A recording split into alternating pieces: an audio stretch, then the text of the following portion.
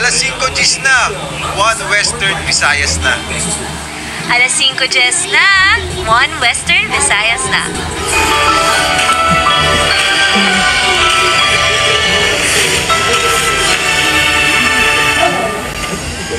Mga balitang atong tutukan subong nga Biyernes.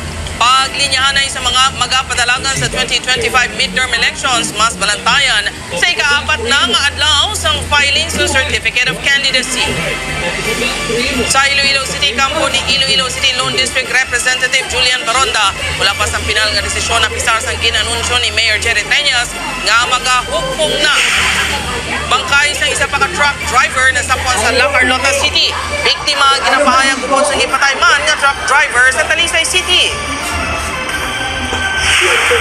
Inaresto nga suspect sa pagpatay sa 44 anyos nga babae kag pagpanghimulos sa 17 anyos nga dalagita sa Sara, Iloilo, positibong naging kilala sang biktima.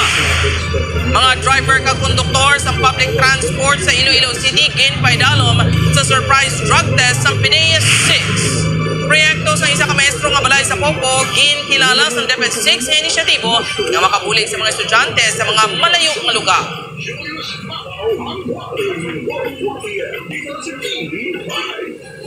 Ini ang GMA Regional TV, One Western Visayas.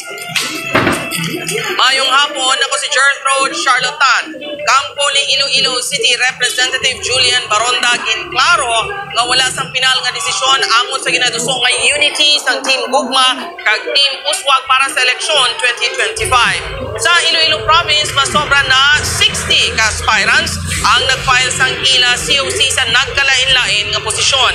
Si John Sala nakatutok live sa Barangay Kubay, Haro, Iloilo City. John?